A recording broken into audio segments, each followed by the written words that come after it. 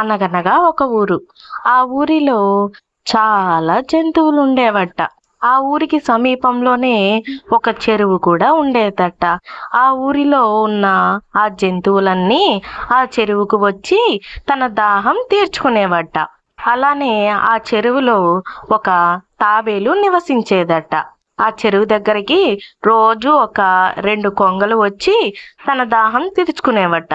అక్కడే ఉన్న తాబేలుతో కొంతసేపు కాలం గడిపి వెళ్ళిపోయేవట. అలా కొన్ని రోజులకి ఆ 3 మంచి స్నేహితులైపోయాయట. అలా కొన్ని రోజులు గడిచిన తర్వాత ఎండాకాలం వచ్చిందట.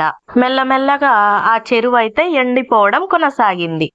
అక్కడే ఉన్న జంతువులన్నీ వేరే ఊరికి వలస వెళ్ళిపోవడం మొదలుపెట్టాయి.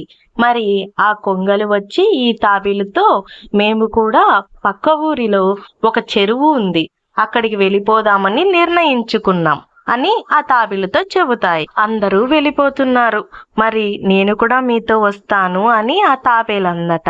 అప్పుడు ఆ కొంగలు, మాకైతే రెక్కలు ఉన్నాయి, మేమైతే ఎగురుకుంటూ వెళ్ళిపోతాము, మరి నువ్వు ఎలా రాగలుగుతావు అని అడిగితే అప్పుడు ఆ తాబేలుకి ఒక ఐడియా వచ్చిందట.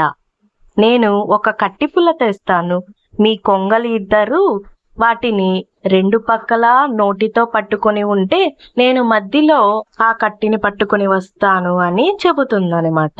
అని ఆ కొంగలు తాబేలు చెప్పినట్టే ప్రయాణిస్తూ ఉంటాయి. ఆ ఊరిలో ఉన్న వారంతా ఈ కొంగలు తాబేళ్లు ఇలా పోతూ ఉంటే వాటిని చూసి చాలా ఆనందిస్తూ ఉంటారట. అప్పుడు ఈ తాబేలు వచ్చి నన్ను చూసి అందరూ సంతోషిస్తున్నారు అనేసి అని నోరు తెరుస్తుందట. పాపం ఆ తాబేలు నోరు తెరవగానే కింద పడి చచ్చిపోతుందట. ఈ కొంగ తాబేలు యొక్క కథ మీకు ఎలా అనిపించింది ఫ్రెండ్స్? నచ్చిందా? అయితే రేపు ఇంకొక వీడియోతో మళ్ళీ కలుసుకుందాం. నా ఛానల్ని తప్పకుండా సబ్స్క్రైబ్ చేసుకోండి. Thank you for watching Teju story book. Bye bye.